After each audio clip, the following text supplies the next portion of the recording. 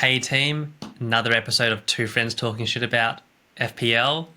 Oh, good game week. We got lots of FPL coming up thick and fast. Let's dive right into it. Sam, how you going? How's your game week? What's happening? Good buddy, green arrow this week. So moving up the order slowly but surely. I've managed to undo my red arrow from last week with this week's efforts, which is always good when you come out of it. Could have been so much better in so many ways. It seems to be the story of my life. We'll get into that when we get to the scores for the week. Yeah, it was a bit of a straightforward week this week with people returning, people not returning, and then we had a few crazy red cards coming in that have changed the stories. A few red cards, a few non-red cards, but potential suspensions. Absolutely. Look, like you said, we will get into it, but I am amazed at how many points you've benched this season so far. I'd be super keen to know by the end of the season if you tallied up all your bench points that have been more than 2 points for the player, what that tallies up to. Wouldn't be surprised if that number is close to 100 points already. It'd be 50 Yeah, points. yeah. Well, considering it was 12 this week, that's 1 week alone. Like, it's been Yeah. frustrating because you play the odds and then it doesn't work in your favor. Like this week, I think certain players that I played got points, and certain players who I thought would get more points kind of didn't. But that was because of other decisions that happened on the pitch, and it happens some game weeks. But like I've been saying going along, team's pretty solid. I don't really think there's too much I can tinker to get a better team with the money that I have. So just got to trust the Well, process and be patient. I feel like the fact that you have bench points tells you you've got a good team is just the drama of who do you play, which 11 do you play. And again, I think I've said this so many times. It's come down to the last 10 minutes of the last game, and then I have lost points dramatically. Like I'm holding on to clean sheets, and then goals go in, and I lose 6 points, bonus points. So fast. Like the double wipeout for the Bournemouth, the West Ham game, in both goals after the 80th minute. So frustrating, looking like I was going to get a good healthy arrow, and then to lose both or one because I had benched points. But so that's one relief that I didn't bench all the points because some of them didn't count. True. This this game week just passed was interesting. None of the premiums fired. Haaland didn't fire. Salah got just a mere assist. Saka got 3 points because of a clean sheet. Palmer got 3 points because of one bonus point. None of the premiums, other than Son, but who owns Son nowadays, really fired off. Yeah, that's just the way it is. Like if we're looking at 50, 60 point game week with all our premiums not firing, just imagine a game week when all of our premiums do fire, and then you're looking at 120, 130 points if you get a couple of goals from all of them. So there is a flip side, and I think the best thing to take out of it is if a premium doesn't fire and all the premiums don't fire, they don't fire for everyone. So everyone's in the same boat. Like most people have got Saka, Palmer, Salah, Haaland. Like everyone's got two of these at least. So if you had a throw in a Trent or like a Saliba or something like that, that's a bit different for Arsenal. But you've still got the drop in points, so to speak, because everyone's in the same boat. So that it just brings the game week score down. So it's a bit annoying that we're not seeing high scores, but a high score when everyone's getting a high score is the same as a low score when everyone's getting a low score. It's a good point. That's actually a really good point. All right, well, what do you want to do? Let's run through the results or like Yeah. the game week. How do you want to approach this week? Yeah, let's get into the results. We've got a bit more time up our sleeve this week. We don't have a good double game week to argue about, so let's go through the games. 'Cause I think there's some interesting things coming out this game week, and I think the first one from the first game that you can see on the screen there, Chelsea Brentford. I think are we now decided that Chelsea attacking assets are good assets because they're pulling out results and they're sitting a couple of points behind Liverpool. Yes, Liverpool have got a game in hand, but they're keeping pace. They are. Enzo seems to be popping up on everyone's chat banter. Enzo's a guy. Maybe triple up Chelsea attack could be a go, but I don't know. I feel like if you triple up on Chelsea's attack, 1 to 2 will blank, and the other 1 to 2 would be the one that fire. And every now and again, you will have all three maybe fire on like a 5-0 team destruction that they might have, right? Because it seems like Palmer, like I totally expected Palmer to haul this game. I honestly, I'm so surprised at the 2-1 result. This game had like a 4-3, 4-2 written all over it. I'm just surprised at Palmer, disappointed, but I'm also. Would I triple up on Chelsea attack? I don't know. I'll be honest, I really don't know. I can't anyway because I've got Colwill, but I don't know if I would triple up on Chelsea attack, only because who would be the third person I get in? Maybe Enzo. But is he really nailed on for every game week? Look, I think he probably is. I think he's probably he's nailed to start, nailed to fit to get any results. Yeah, maybe not. And that's where I'm like Chelsea they look okay. I'd like for their defensiveness to shore up a little bit. That would be a good outlet for us. I think you obviously go Jackson in the front if you want to go Jackson. If you're happy with him getting a goal but missing 15 chances, you go Palmer in the middle because you have to cover Palmer. And if you don't take him now, you're not going to get him, especially as we start looking at wildcard 2. And then where do you go? Like Madueke may be the right option, but he's quite selfish and he shoots at every opportunity. So you're, like, I know he got an assist in this game week, but you're more likely to get goals out of him when he does score. But he seems to be a bit of a spurty player. He gets 2 or 3 returns and then doesn't get much.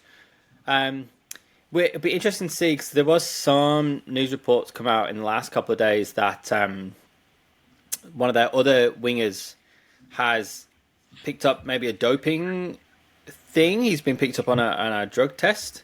I think it was Mikhailo Mudryk has been picked up on one of those. So that might open the door for someone like Madueke to get more minutes.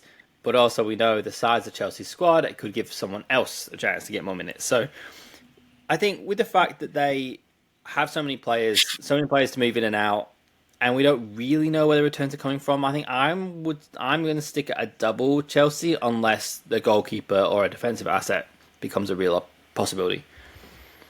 Yeah, absolutely. If I didn't have Colwill, would I get Enzo in now for, say, a Rodgers? Yeah, it wouldn't be a hard no, but I wouldn't have 3 Chelsea attackers thinking that all 3 are going to return in game week. I would be expecting that most game weeks I might get 1 goal from one and an assist from the other, and the third one isn't really doing much, right? Yeah. And so if that's the case, is there much point getting 3 Chelsea attack? That's the thing I don't know. Because if you had Palmer, Jackson, and, say, Enzo, you would never bench Palmer. You'd never bench Jackson. Enzo would be the one you bench more often than not. And at his price point, who do you bench between Enzo, Saka, Salah, Palmer, and, say, maybe you might have a Bruno Fernandes or a Mbeumo? You would rarely bench any of the others. Enzo would be the one that you bench the most. So even if you had that triple up on Chelsea attack, I could imagine myself benching Enzo so much it would frustrate me because I'm leaving points on the bench.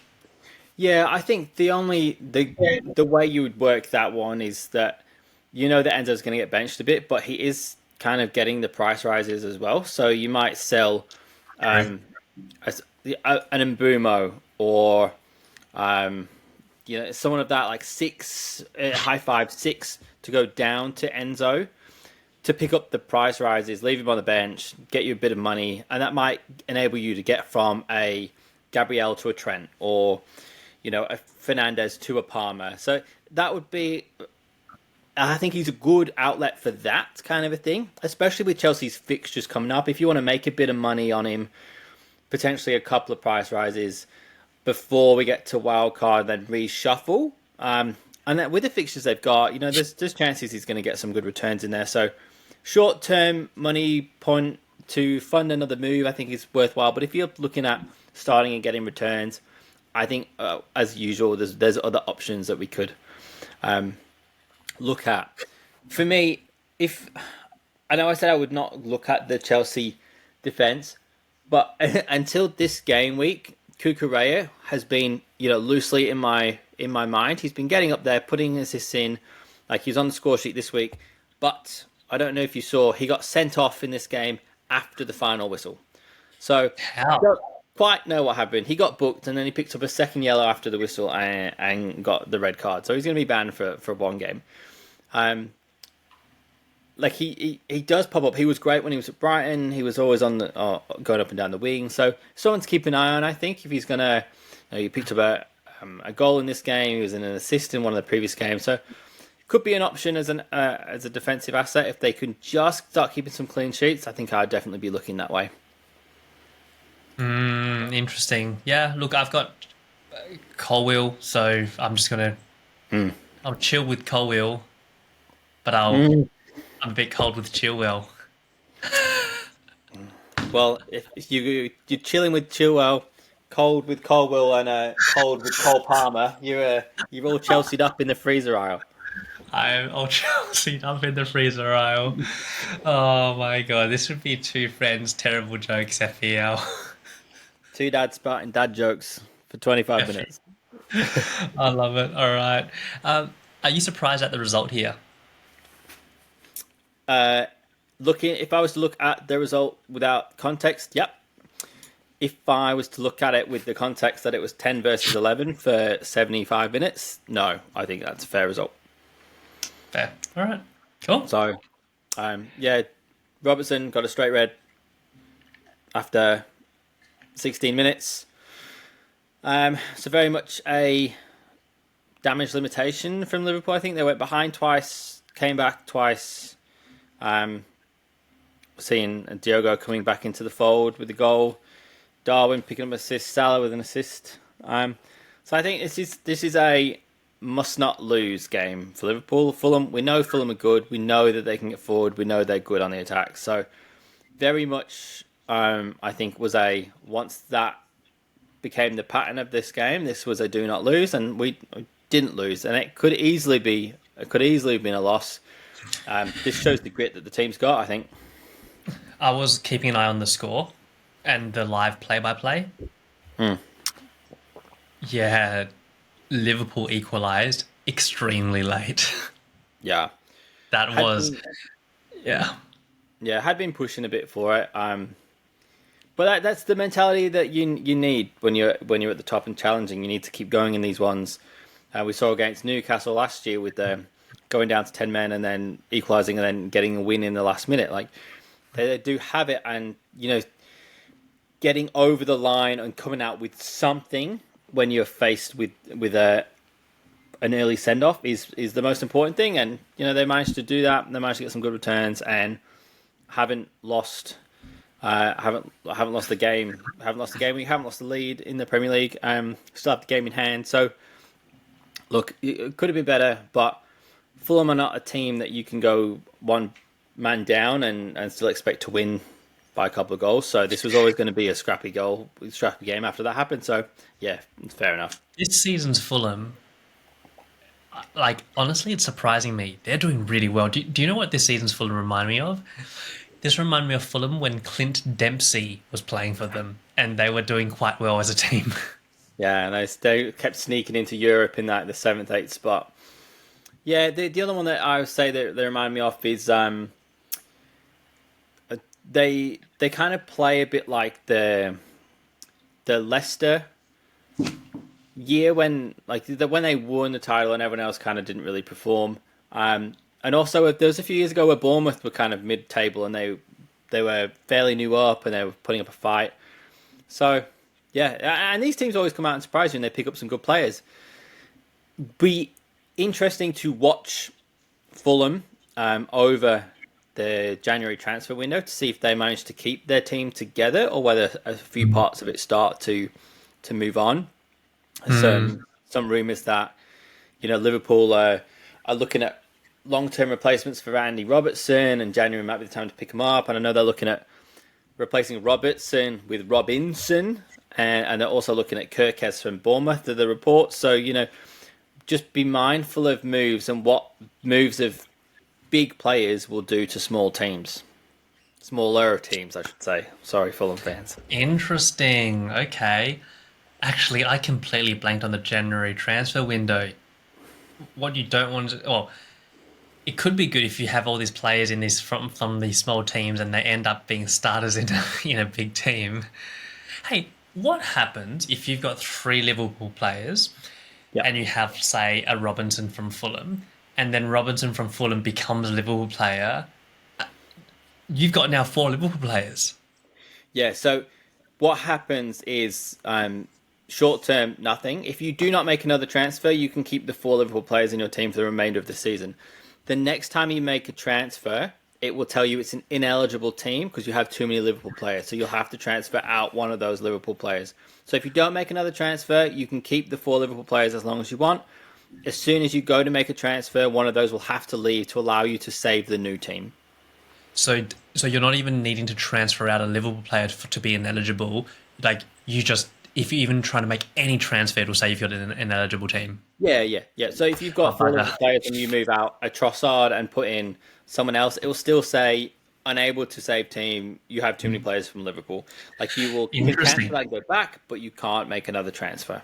Devo. Okay, interesting. So, moving on to the next one on this list, I'll flip the question back onto you. Andy, are you surprised with the score of this one? I am extremely surprised and extremely disappointed. How did we draw versus Everton at home at the Emirates Stadium?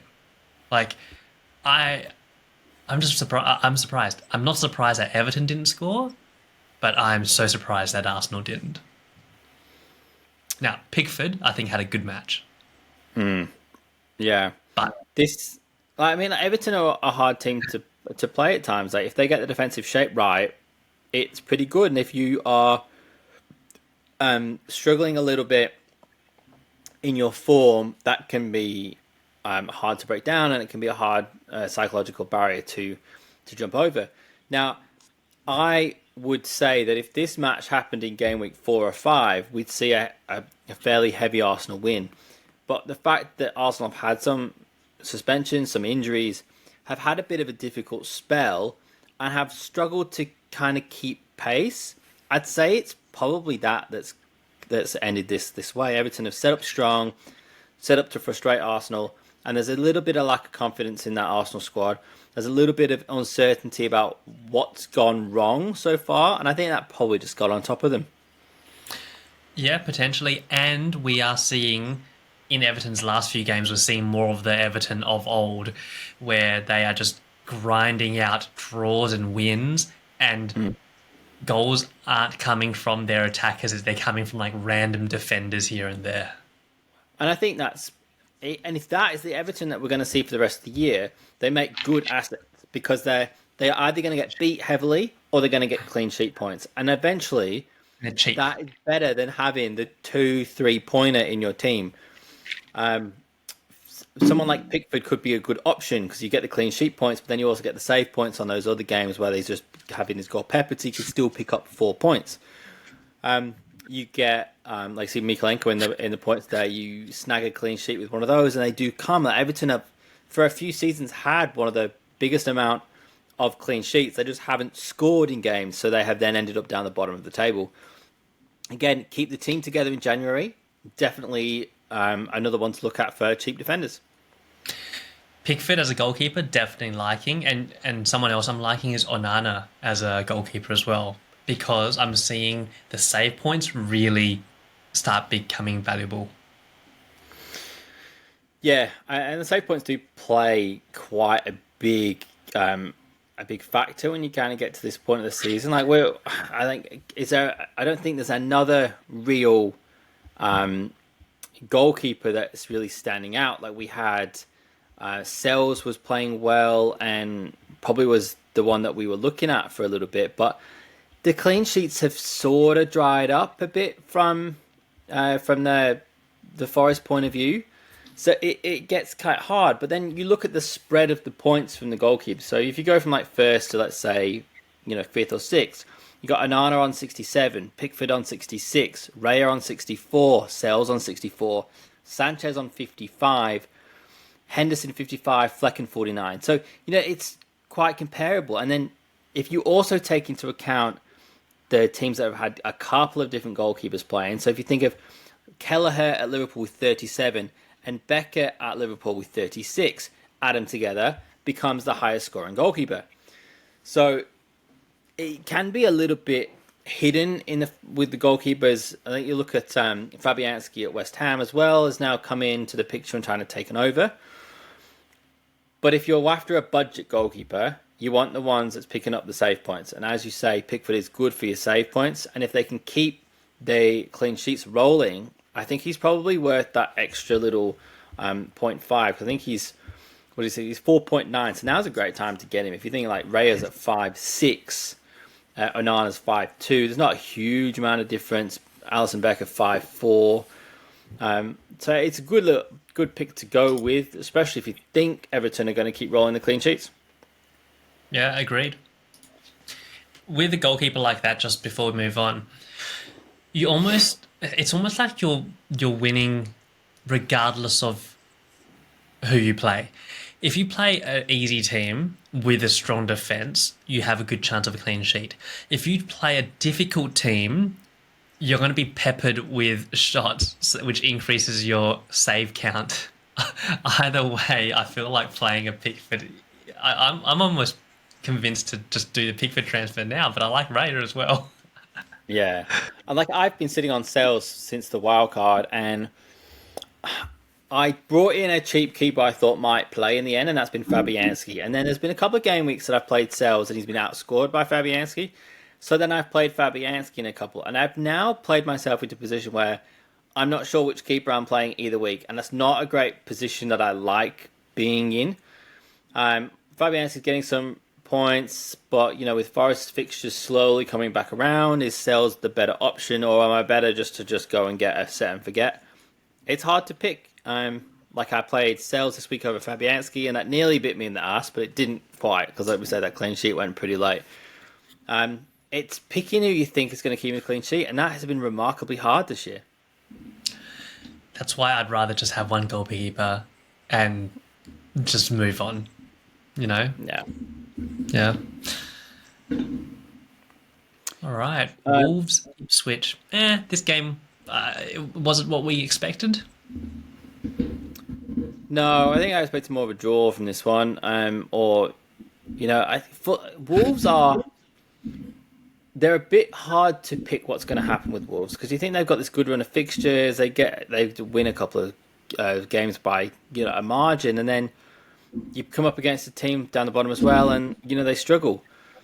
I think the biggest headline out of this one could be that I think at some point after the match, Cunha's had a bit of a pop at a coach from the Ipswich team, and if the Premier League decides to come down hard on him, he could be out for a few games, and I think that eliminates Wolves' assets. If they don't have an outlet, I know they've got Strand Larson in there, but he's not been on the returns. It's been Cunha every week who's been getting a goal or a couple of goals or an assist. So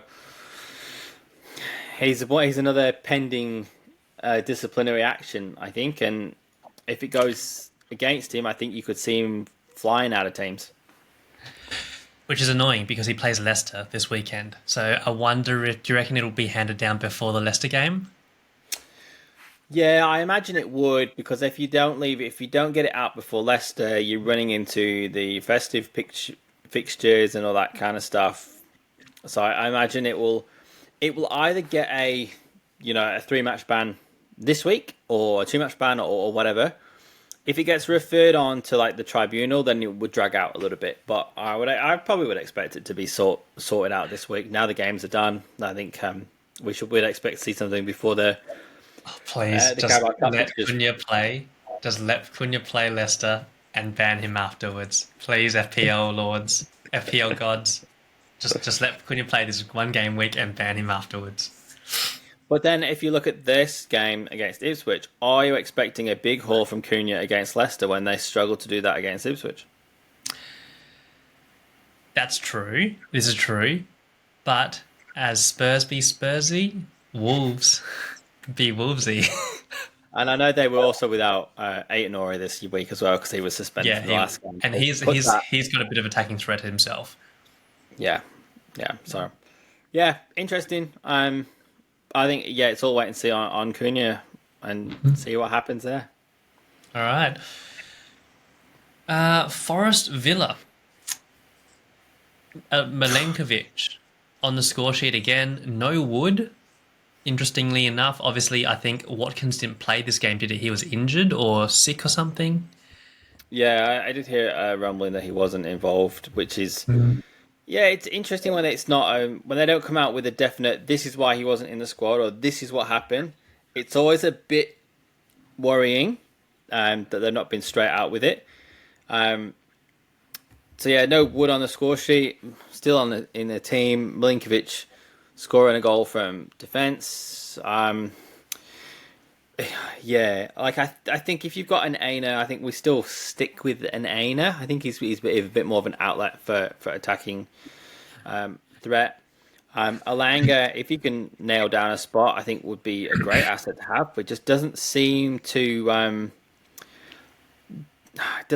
be able to keep his place in the team and keep the momentum going. Having a bit of a flick through, Watkins came on with 15 minutes to go. So he played 15 minutes at the end. So whatever was keeping him out wasn't keeping him out too madly. But yeah. Do you reckon he just needs a rest, or do you think he's out of favour? Surely he's not out of favour for Duran.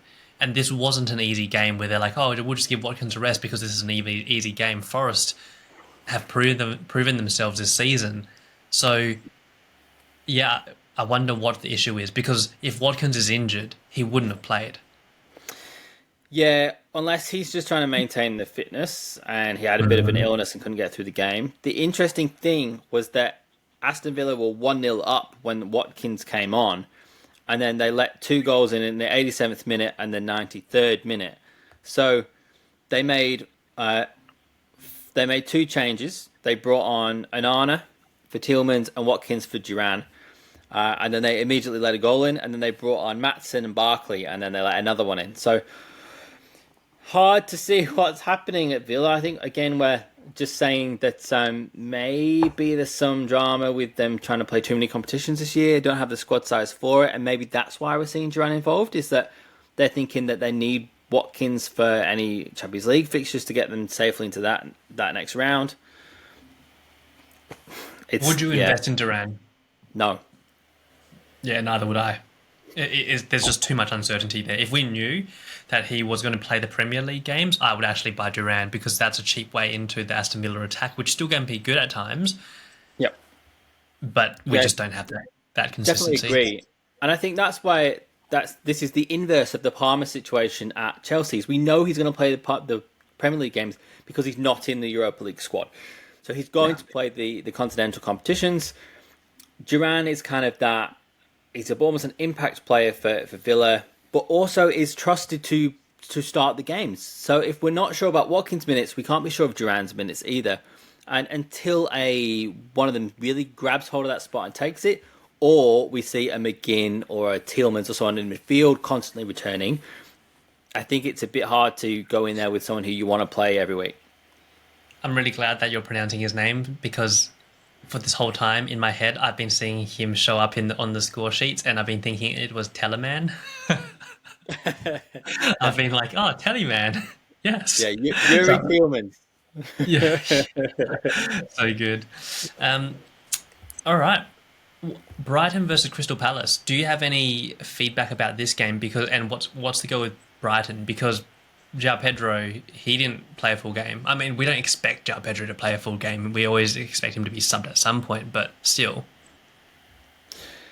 Yeah, so I don't really have much for you on this one, unfortunately. But I just don't know. Again, this is another one where we would expect Brighton to start moving away and making some progress and with the fixtures that they've got, and they're just not doing it. They're turning over easy chances.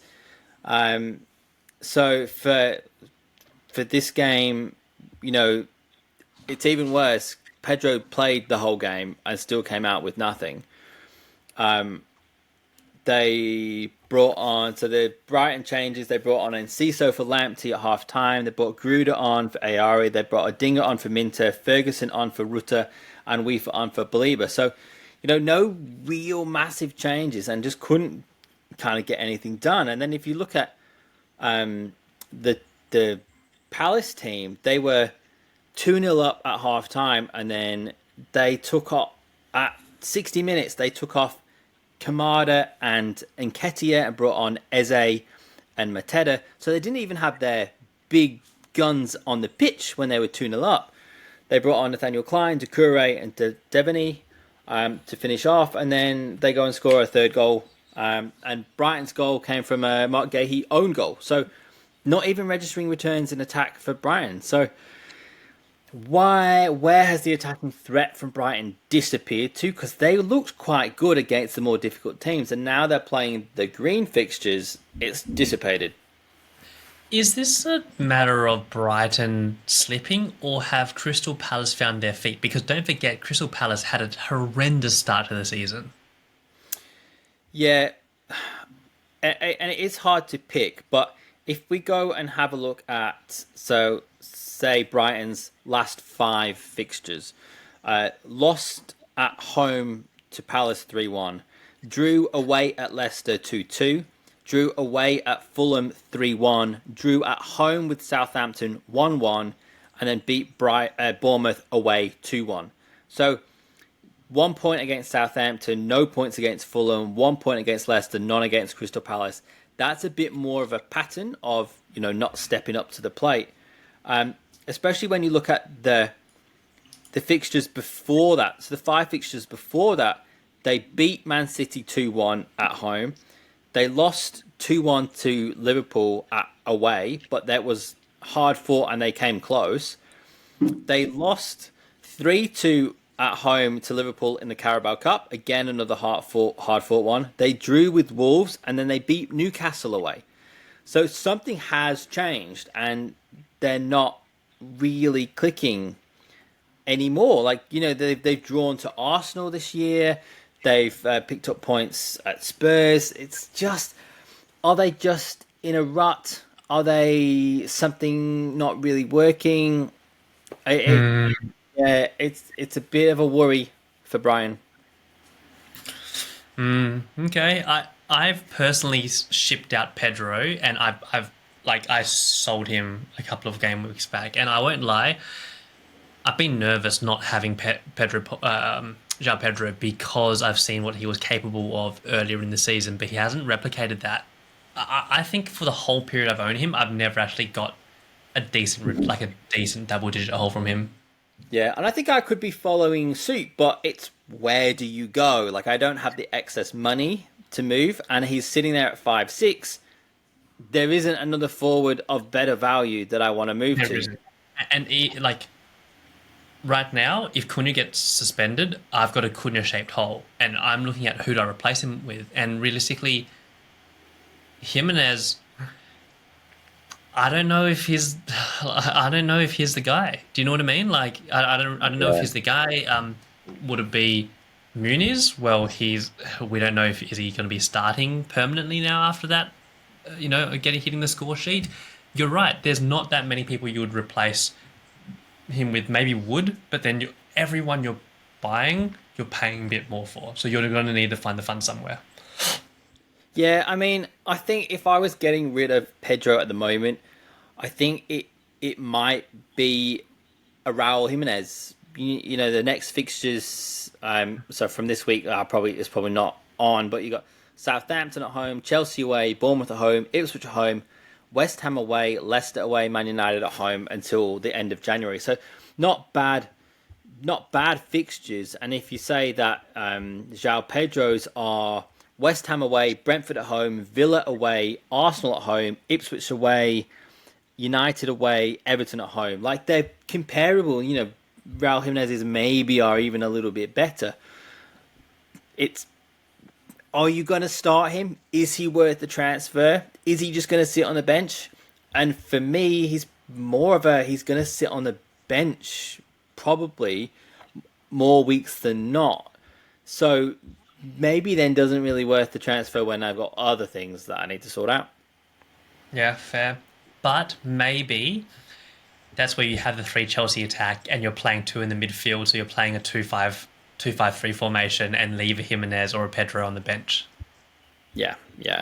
I think I'd like to see a bit from Jimenez to actually get on. And see if we kind of go back to like the Fulham, like we're looking at Andreas Muniz and 2 Robinson assists. Like he didn't register on the score sheet against Liverpool, so.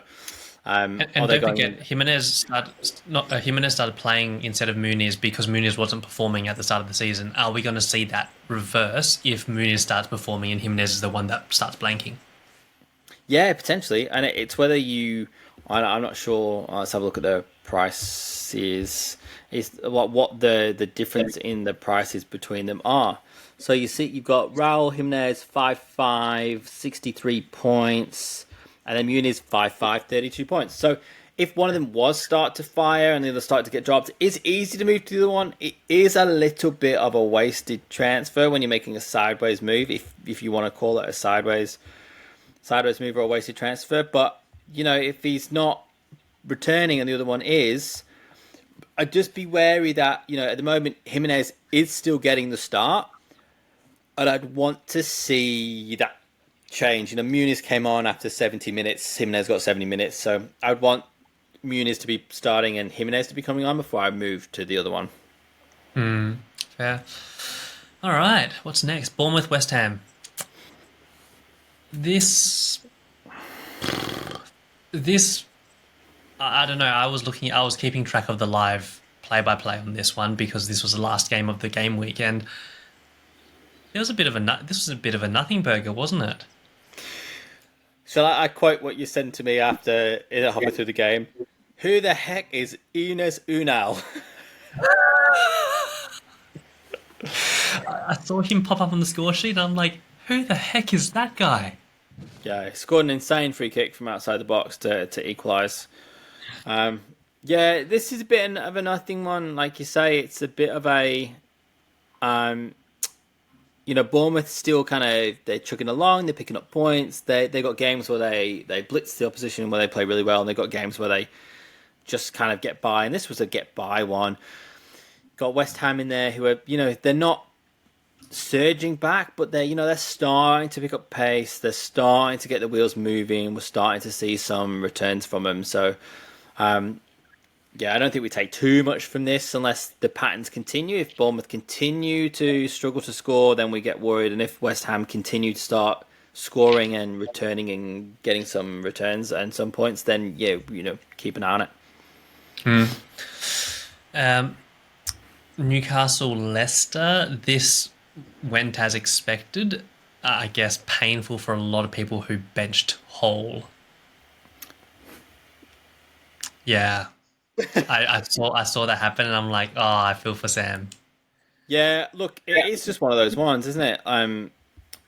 This week I didn't have a bad team, and I started Timber, Gabriel, and Kirkes. So, in theory, maybe we should have targeted Leicester, and maybe that was an error of judgment on my part. But I thought Kirkes was going to get something out of the West Ham game. Maybe I should have considered that, Leicester have kind of hung around the bottom and West Ham are surging a little bit. But, I got an assist and an attack out of Isak. And, generally, Newcastle looked good. They were 1-0 up at half-time. They scored 3 in 13 minutes in the second half. Anthony Gordon's become an option again. Where did Jacob Murphy come from with 2 goals? No clue. But good that Newcastle may be becoming assets again. And it's bad news for Callum Wilson, but it's great news for us as FPL owners that he's picked up yet another injury, leaving Isak as the only fresh eligible striker, which means he's going to be getting the minutes. He's going to be playing. He played 73 minutes in this one. He picked up some returns. good stuff. Let's keep an eye on Newcastle, especially with their cheaper options that they have. And if they can start keeping these clean sheets that we were fond of a couple of years back, they're definitely in my thoughts. And I think Hall will be playing a hell of a lot more. Yeah, absolutely. Oh, this next game. I tell you what, I'm so glad I sold Rashford and brought in Ahmad. Yeah, Rashford didn't even get in the team sheet, which Neither is did Garnacho. yeah, definitely some worrying signs. Like they both are listed as unknown injuries, but definitely the Rashford one was more of a dropped than an unknown injury. So yeah, look this, and Ahmad changed the game. Let's be honest with this one. I say he he won the game. A little bit of a Mateus Nunes disaster class in the last few minutes as well. He gave away the penalty. He was also involved with the Diallo goal. He gave the ball away quite cheaply. So, but I think we saw this coming. I'm not sure I saw a Gvardiol goal. I'm a bit frustrated with the amount of goals that Gvardiol is scoring because as someone who can't afford to get to him, and when City aren't winning and aren't keeping clean sheets, but somehow he keeps popping up, it is a bit frustrating.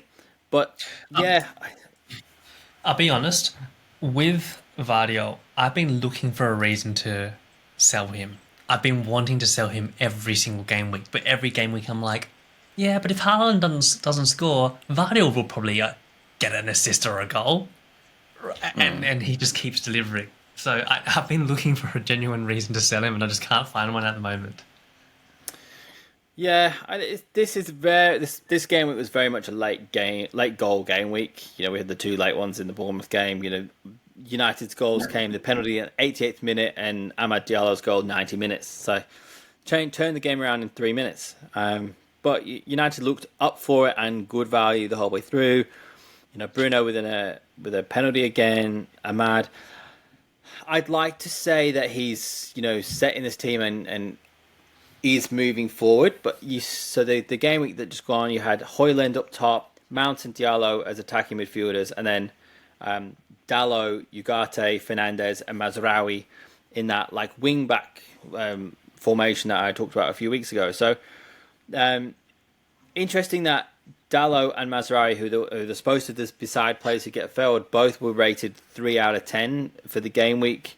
Højlund got 5, Mount got 5, Diallo got 9.4, Ahmad 9.4. When it's like not far off, Gvardiol picked up 8, Foden was 7.5, Gundogan 7.7. So good performances all around, apart from Haaland, who got 4.8.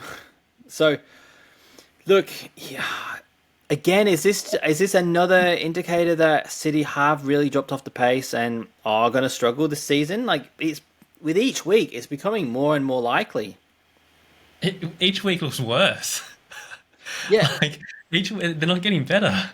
This is crazy. No. What's And the going? they are. Happening?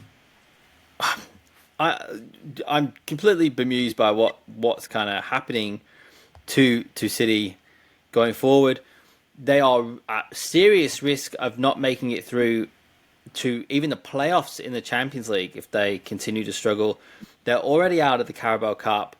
The FA Cup starts in January, but they could be out of that very fast too if they don't pick up. I know they're playing Salford in the league, so they expect them to play a second team. You'd expect them to win easily, but they could, with a hard fourth round draw, they could very quickly find themselves out of the FA Cup and having very little to play for. You think if you've got some long-term injuries like they do, you're going to need to see some January transfers. And it is quite... it's not encouraging to see that Pep has come out and said, 8 losses in 11 game weeks indicates something is wrong. Like that indicates that he doesn't know what he needs to fix with this team. There's quality in that team, and that's plainly obvious to see. But where is it at the moment? What's happened? Why is Haaland so quiet? De Bruyne is back in that team now, so you were expected those goals to start flowing again. They haven't. playing that forward pinching line with De Bruyne and um, Foden in there, you kind of expected it to be better. This is the period of City where everyone was waiting for. Oh, wait till. Remember, people were saying, "Oh, if Haaland's scoring this now, we don't even have De Bruyne or Foden back in the team." Rah rah rah. Like this is the time where we were all waiting for to jump on City assets, right? And they're just. This is one of the most FPL things to ever happen, isn't it? Like everyone is wanting to jump on a certain player or a certain team of players at a certain time, but the team itself just isn't performing. Just on Ahmad, he's had 90-minute starts for almost every single game since Amrin's taken over. The only one he didn't play 90 minutes for is the Arsenal game. And he has returned in every single one of those games that he's had a 90-minute start in, a 90-minute full game time in. And the fact that he's been shuffled around just shows how flexible he is as a player. I don't know. Out of all the assets, I think I want to be sticking with Ahmad for a while because the fact that he can play in a few different positions, he's going to get game time. Yeah, and look, especially if you consider, we say Rashford and Garnacho were benched this game week, their positions have kind of disappeared at Man United. They were high wingers, and they don't exist now. They don't play. They play more of a diamond with the players in like this kind of formation. So they move forward together and they move back together. So you have Dalot and Mazraoui playing in those side spots because they're better at getting back and forming that five at the back. So their positions have disappeared a little bit. If that gives me more confidence that Ahmad's going to stay in this team, where you're playing Højlund up top, natural replacement for Højlund is Xerxes, so that's clear and easy. Then they played Mount and Ahmad. You had Kobe Mainu came on for Mount. There's some talk that Fernandes and Ugarte maybe, but Ugarte not as much. Fernandes can play in that role, which then would reduce Ahmad's spot because he's not playing in that wing role. Dalot and Mazraoui would both make their like Malaysia, and Anthony came on in their spots. I wouldn't really expect to see Anthony around the team maybe that much. It might just be you need to pick your game up or you're going to lose your spot kind of a game, I think. And then Martinez, De Ligt and Maguire at the back, which is kind of that set three. And then they had Yoro, Lindelof come in to play. And I think the other two who didn't play are Ericsson and Casemiro, but older players whose legs have kind of gone a little bit. So the 11 they put out, I think you'd expect to see each week now. Maybe January transfers again, maybe a better position for Mount, and maybe another striking option. But as long as they don't bring anyone in January, I think you're pretty on something with the Ahmad pick, and I think you're probably going to get some decent returns as long as this United team keeps moving forward and doesn't lurch back again like they have done for the last few seasons. We get 5 steps forwards and then 6 steps back, and we do this little roller coaster. But new manager, now is the right time for them to surge on. New manager bounce, baby. You just need to stay and keep momentum and not let it be a bounce. But as a Liverpool fan, I'm more than happy for it to be a bounce and then end up with another splash. But, Oh, this final game, Spurs be Spursy. Hey, do you know who the biggest disappointment is? Oh, look, this is unfair, but Solanke, I think when he moved to Spurs, everyone thought, hey, look at what he did at Bournemouth. Imagine having all these more creative players at Spurs feeding you, and he's almost been like an assister this season at Spurs. And again, I think I'm pretty decided that he's playing more of that Roberto Firmino role. He brings more people back into the play. Interesting that you're not even seeing him with many assists. He got one in this one, but not much else. You're especially if you look at the ratings for the team, you got Solanke at 4.5 out of 10, Son with 9.9, Maddison with 9.7, and Kulusevski with 9.2 across the middle. Brennan Johnson didn't start annoyingly and then came on for Son at half time, and he was picked up. He was scored 3.5. So not great returns for him either. But that midfield three really lit up this game against Southampton and really pushed on and assisted each other. And it's just too hard to pick a Spurs player. And hang on, let's just temper our expectations here. It was against Southampton, so let's just we just need to call it off there. Okay, here's a question for you though. Maddison costs 7.6. Okay, Maddison doesn't play a full 90 minutes, but if you look at his score history, he doesn't need full 90 minutes to get points on the board, right? If you, fun fact, every single game he's played 80 minutes. Within 80 minutes on almost every single game, he's scored double digits. I'm sure that's got nothing to do with anything, but when he plays between 75 and 85 minutes, he seems to score double digits, right? Here's 7.6 million. You were talking about Gordon potentially being an option, Gordon 7.2 million. When you look at Gordon's score sheet, his minutes are probably similar to Maddison lately. Yeah. Would you prefer Gordon, or would you prefer to pay 0.4 more for Maddison? Because right now I'm looking at Maddison being like, I kind of don't care that you don't play 90 minutes. You seem to be able to pull these magic tricks out of nowhere, and you're scoring. You know how Palmer is not consistent this season, but he's explosive? Yeah. Maddison's giving me Palmer vibes for like 2.5 million less. Yeah, my concern with Maddison is that he went for a few games in the middle there where he didn't play for no real reason. He just kind of got dropped, and Johnson was playing, and there doesn't seem to be any set reason as to why he chooses one over the other. You know, Maddison's got the free kick potential, and then he takes lots of corners, but then he'll randomly not play or not start for 2 games, which is a little bit frustrating, but he'll come on for 10 minutes and ruin your bench spot. My concern again comes that if Maddison's midfield spot is gone, it's gone. That's, he doesn't play. If Newcastle will be managing Isak's minutes a little bit, Gordon will be the one who takes his spot up top, so you still kind of have that outlet. It gives him another option. It gives him another way he can play.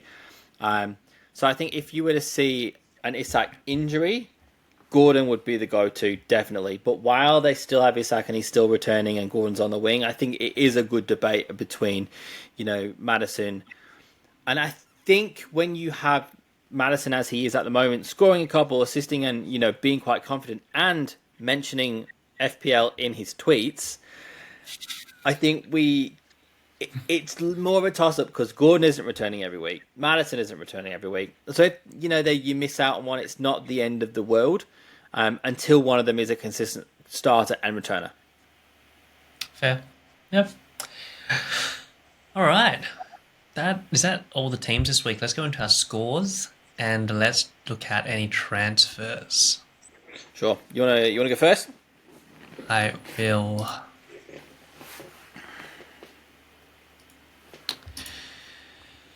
Okie dokie. This was me for the game week. Ended the game with 73 points. In standard Andy fashion, I did a neg 4. I brought in Timber for, I think it was Justin there. And I brought in... Oh, no, I didn't. I think I brought in Isak. You know what? I can't even remember who my transfer was. I brought in Isak for João Pedro. And I went Rashford out, Ahmad in. So that definitely saved my game week. So Raya at the back, 6. Timber, 6. Vardy 7. 8 Nori with a neg 2. Great. Palmer, 6. With a captaincy armband. Saka, 3. Ahmad, 13. Salah, 5. Jackson, 9. Cunha, 9. Isak, 11. And I've got 2, 2, and 1 on Rogers, Colwell, and Vandenberg on the bench with 73 points overall. But this is the cool thing. My overall game week rank is at 316,000. Oh, this excites me. This is cool. I've risen this week faster than I thought I would. So that was really cool. I'm really chuffed about it. I'm really chuffed about this week. Yeah, good week. All right, let me. I think it's this one. So this is me. 55 points. A little disappointing. Still green arrows. Sales with 2. Kirk has 2. Gabriel 9. Timber 6. Johnson 0. Because he got booked immediately after coming on.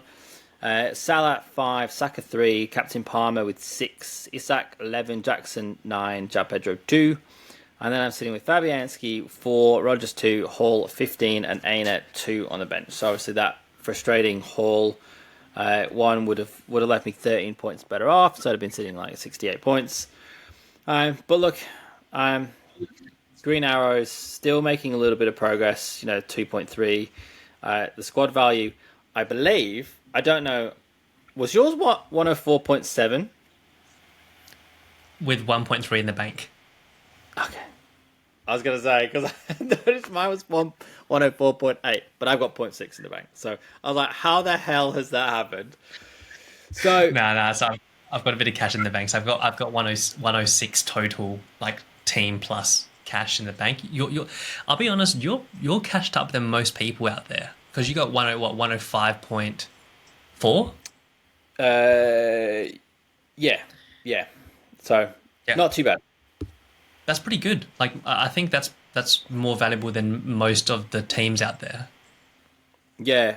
So like, look, I'm generally the team's pretty good. I think I've been on the bad end of a decision made, or I've looked at times, and that seems to be the pattern for the season for me.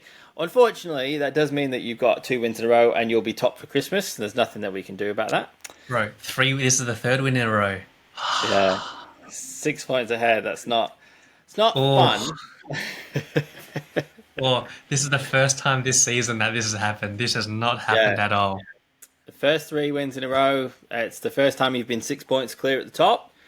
But yeah, it's all go, isn't it? Like we said, it's the making sure you hit those deadlines. You make sure you get your team set. You got your captaincy pick, and I think for me, for the festive period, I'm gonna just spend a little bit more time thinking about the team, thinking who the people are playing. I've got a 5th versus 15th, I probably should be playing the player and not the 17 versus 16. So a little bit more care. I'm going to have to put in a reminder because I can just see myself missing deadlines left, right, and centre. Yeah. I can just see that happening. But I think the plus side is I'm going to be able to roll transfers if I miss deadlines. You'll be waking up mid-January with 5 transfers up your sleeve. Yeah, that'd be hilarious. So all right, Yeah, I was going to say the next game week I think is all right. It's going to be I think we've got a couple of days after the end of the game week, and then we'll be into another one. So I'll share my team for this week. So far I've made 1 transfer. Aid-Nouri I've had to sell because he's missing a game week. He's gotten his 4 or 5 yellows, and he got 2 yellows in that game. So regardless of how you slice and dice it, he's banned for a game match. So I went Aid-Nouri out and Robinson in. I like Fulham's fixtures, other than Chelsea, with Southampton, Bournemouth, Ipswich, West Ham, Leicester, Man U. So Fulham's fixtures for the next 6 are pretty good. And I was saying to myself, well, if I was wanting Iwobi because Fulham have good fixtures, then why not also get a Fulham defender? It was between him or also potentially a Forest defender as well. Now, the rest of the team is the same. I've got the captain's armband on Salah because they're playing Spurs. And Everton, them being defensively... Spurs just won, so they're likely to lose the next game. Yeah, exactly right. Spurs be Spursy. And Chelsea play Everton.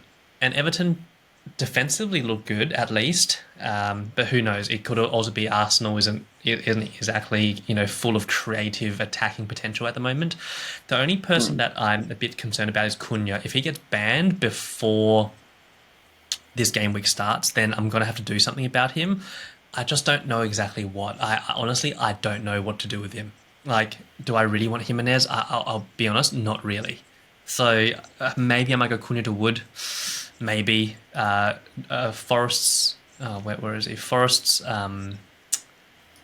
fixtures don't look terrible anymore. So they got Brentford, Spurs, Everton, Wolves, then Liverpool, Southampton. So they got some okay fixtures there. So I might go Cunha to Wood, but we'll see. Yeah, interesting.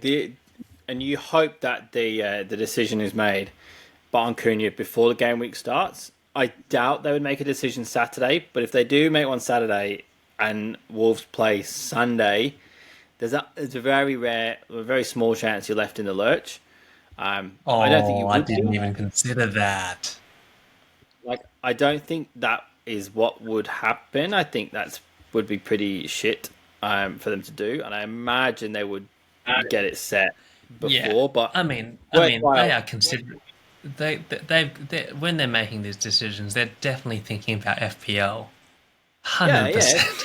yeah. They're gonna look after their managers out there. So how many transfers did you have? If you made all your transfers, you got any more frees?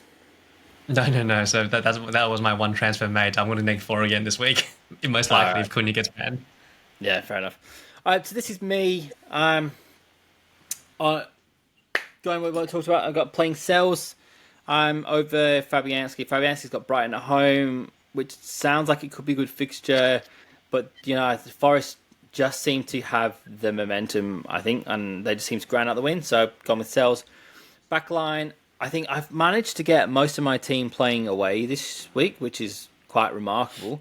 I've got Hall away at Ipswich, I think it's a good fixture. Gabriel and Timber away at Palace. I'm playing Rodgers over Johnson this week. I wasn't happy that Johnson didn't start, and Rodgers is playing City, so anything could happen there. Vice captain Salah away at Tottenham, Saka away at Palace. At the moment, I'm on Palmer captain at Everton, but I'm quite tempted by the next bloke, which is Isak away at Ipswich. I think that's a good fixture, and he seems to maybe be the better option. Jackson away at Everton is also an option for captaincy pick. At the moment, I've got João Pedro in against West Ham, but I imagine this would be one of the last weeks I'd keep hold of him or at least start him. With Fabianski, Johnson, Kirkes, and Aina on the bench. So if I was going to bench Pedro, I wouldn't be for Johnson. Kirkes at United's probably not the best idea, and Aina at Brentford. On a day could be good, could also be worse, but I always try and prefer to play the playing attacking asset. So. And Brentford score. Yeah, Brentford do score. yeah, exactly. So not made any changes. Sticking with this with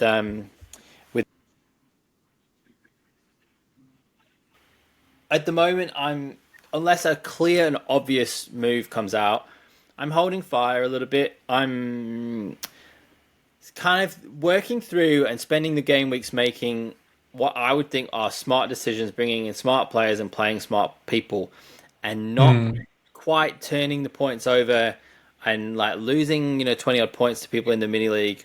So I'm kind of starting to be in that mindset of need to make some changes, make some differences to be different, but also trying to buy the time. So I think I'm in a bit of a holding pattern for a couple of weeks until we can figure out the headspace and see what the week throws out.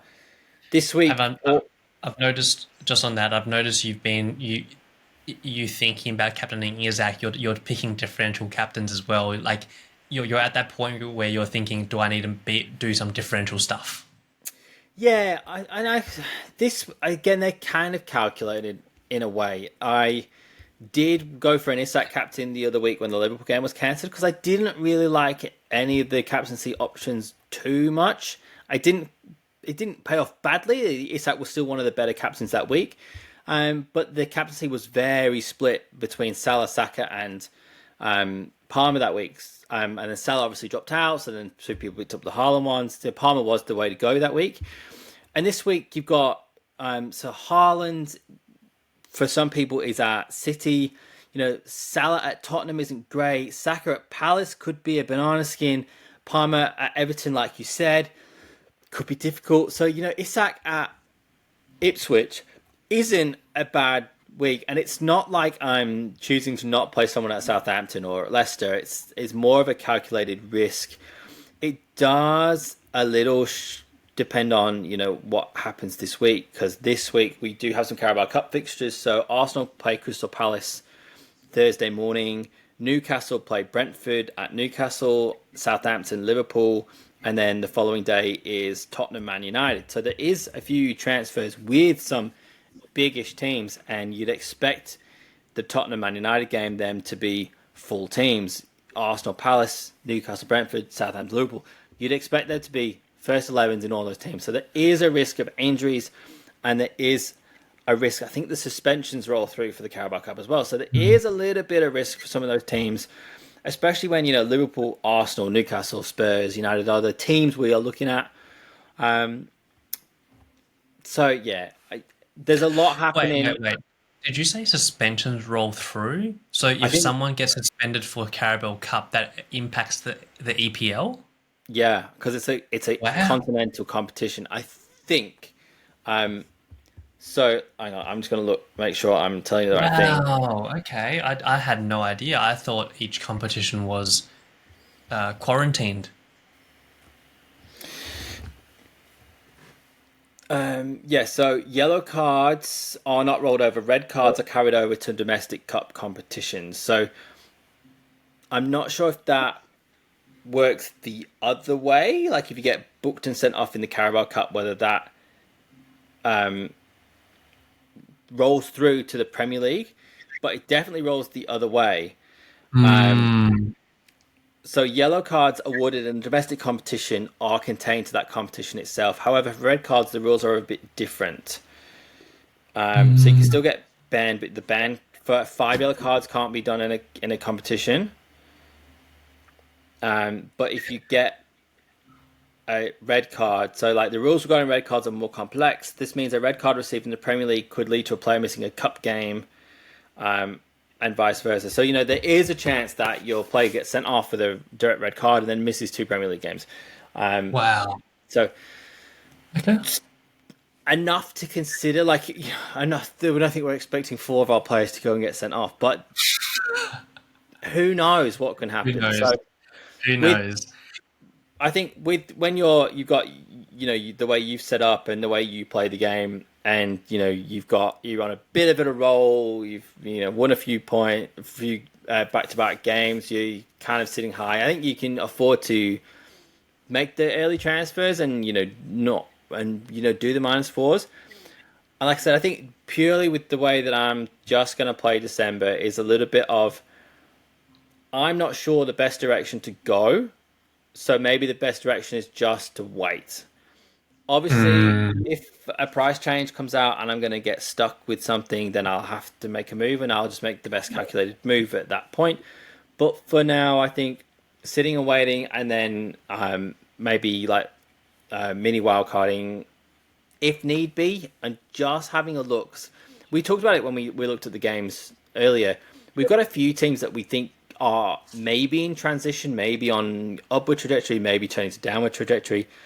And we've said that we need to just have a look and see if the pattern does play out. So that needs to be in consideration too. So just a little bit of pause, I think, for me this week. But you never know. We could get this time next week and I've made 4 changes. But fair. Before we wrap up, I can't believe. Oh my god, we haven't talked about this. You and I haven't even talked about this privately. The new mystery chip got revealed. It did, yes. And are we enthused? Okay, well. Okay. Okay. Oh, this has been a long episode. No, it's okay. Okay, let's go there because I know I'm going to talk to you about this anyway.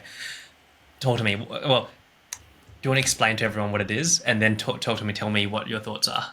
Okay, so the chip this year is going to be played. I think it's from game week 21 or game week 22 onwards. Basically, it's called an assistant manager chip. So for 3 consecutive game weeks, you can add a manager to your team. The manager costs money, so they cost between 0.5 and 1.5 million, and you have to pay that on top of your team within your budget. So you have to have that budget in the bank to purchase your manager. Once you play the chip, you play them for 3 consecutive weeks. You can change the manager throughout the weeks, so you don't need to keep the same manager, and you earn points depending on goals, wins, etc. And if your manager plays a team who's managed 5 places above, you get a bump on points. So you can basically play as you normally would and get some extra points. So the assistant manager chip can be used once in the season. The selection does not cost a transfer of the initial one, but any transfers after will count. So if you make a manager transfer on top of a free transfer, that'll be a -4.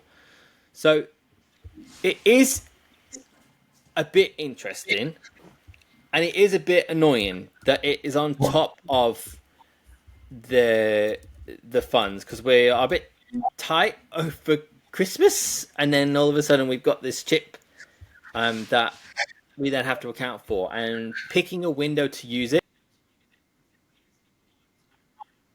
The assistant manager chip, you cannot play any other chips in that window.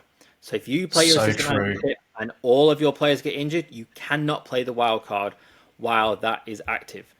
So just if you're trying to if you're trying to play your assistant manager chip to take advantage of a double game week, you can't triple captain. Yep. Did that period as well. Precisely. So scoring points, if the team that your manager manages wins, you get 6 points. If they draw, you get 3 points. For every goal scored, you get 1 point per goal. You get 2 points per clean sheet. And then the table bonus. If your manager faces a club ranked at least 5 places higher at the start of the game week, you get an extra 10 points for a win, so 16 points in total, or an extra 5 points for a draw for 8 points in total. So I've seen a couple of windows to play this, and it does look interesting, and finding the gap to play in, I think, is going to be the hardest bit to do, and picking the right manager in the right spell of games. Yeah. So your thoughts? Not enthused? If it was the assistant manager chip, but you could pick a manager, because I think you also have to be within the 3 teams. So if you want to play Arteta, you have to play an Arsenal player to get them in.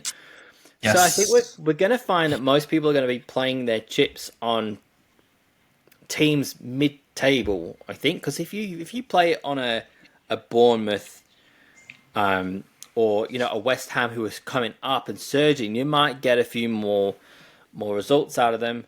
For me, it's going to be a gamble chip. I think I'm just going to look at a team, maybe, let's say like in Ipswich or a West Ham. The manager's going to cost 0.5 million. You play him when they play City, Liverpool, and Leicester, and just hope you get a draw and a win out of it. When I first heard about this chip, my initial thoughts were, this introduces a whole new level of complexity into the game, and it's making the game more complex. I don't know if that's necessarily positive. It's change, and naturally people don't like change.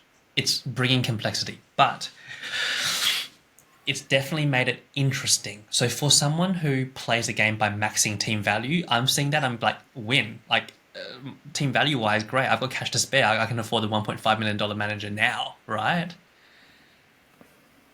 But as someone who never banks free transfers, using the transfers is quite annoying, because managers don't make you money. They can't make you more money. So you need to transfer them in and out, but they're not going to go up in value. There's not a separate market for managers. It's going to be interesting. I'm looking at this and I'm thinking, well, you picking someone near the top of the table is going to use up one of the slots. So I can't get a Chelsea manager. I can't get an Arsenal manager because I've got 3 Chelsea, 3 Arsenal already, right? Yeah. And if you want 3 Liverpool at some stage, you can't get a Liverpool manager either. Yeah. But getting those managers are going to get you either clean sheets and or wins, which is positive. Chelsea would be the one I'd want to look at because they score high and they can win. But if we want to get the bonus of mid-table playing a team 5 steps ahead, I'm already eyeing off 2 teams where I want their manager. Tottenham, Brentford, or 3 teams, and Newcastle. Those 3 teams seem to be able to score, and especially the likes of Tottenham, when they score big. Spurs be Spursy, right? Yeah. So if you look on the ladder, they are 10th, 11th, and 12th. So there are so many teams 5 spaces or higher above them, where if they can just pull off even like there's bonus points for each of those games if they win them, or I think even if they draw them potentially. I could be wrong there. But if they play teams in between where they can just demolish them like a four, like they don't even need to win. If they can get 4 or 5 goals in those games, you're racking up points. So I'm looking at teams which are like can score high but are mid-table. Yeah. So the to clarify what I said before, so it's from game week 24 that we can play this chip. So just we need to just be mindful that we play it in the right spot. So I think what my strategy is, again, it's a little hard because like we've talked about with the managers, and they play, and you've got to have the right budget in. Is I'll either just pick one and play them, and that's it, or I will take a bit of a risk and move it around. So, kind of looking game week. If we want to play early, game week 26, you could pick up the Brighton manager, play Southampton away, and then game week 27, pick up the Chelsea manager. They play Southampton at home. Game week 28, Liverpool manager, play Southampton at home. So that's 3 good fixtures in a row. For playing Southampton, you're targeting Southampton, bottom of the league. They do concede goals. Would be one way to play that. Interesting. And then just making sure you have the funds to move around. Like find a good run of someone playing a lower team would be interesting. So then you've also got 31 Spurs play Southampton, 32 Villa play Southampton. And then 33, you've got West Ham. So not a great end, but that would be another avenue to play it. The other, There you go. I'll say the other thing you could do is decide when you're chipped out. So you've played your wild card, you've played your bench boost, you've played your triple cap, like. I think I'm looking at triple captain Salah for the double game week whenever that drops in. Wild card and then bench boost generally comes quite soon after the wild card. So then you're kind of looking at the end of the games. You're not looking at too much more movement. So there is an avenue that I've also considered of playing assistant manager chip game week 36, 37, 38. We might know who's won the title. We might know who's in the Champions League spots. There is potential for upsets. So you could find a Leicester playing a Spurs, who now are in the Carabao Cup. They can't go up, they can't go down. Brentford and a Leicester need to win to stay up. Leicester manager, pick another one the next week, and then so on. You might pick up some points there.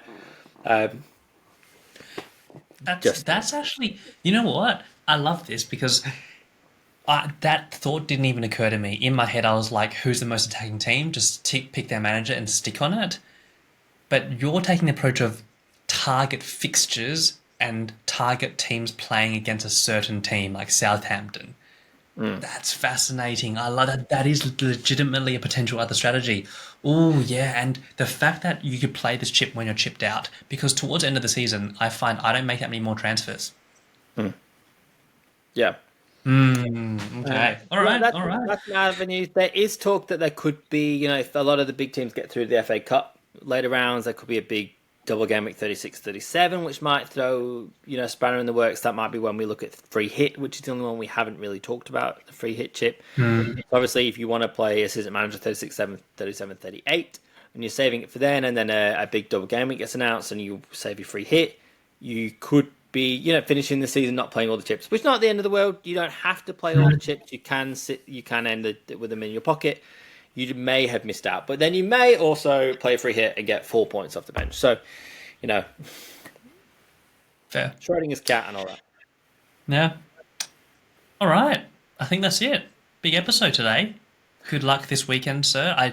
For competitions purposes, I do hope you get this, because then I like this. 1 week it's you, 1 week it's me. It's like this this really, I don't know. It just feels good, Look, right? me win this week would put us into Christmas with us both being happy. Me off the back of a win and you sitting top, I think would be a nice way to end the run into the festive fixtures. And then if I could pick up a win between Christmas and New Year, and we can end the New Year, we can start the New Year as we went in.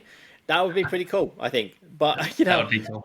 and we race to the finish. It's I still think it's interesting how far ahead you are points wise, and how similar our head to head isn't that far off. And it's just been, like you said last week, your wins have just been 40, 50 points. You've played the triple captain on Haaland, that little bit further ahead. Exciting times, exciting things to happen. Awesome. Peace. Thanks, buddy. Thanks, everyone. See you next week. See ya. Stop here.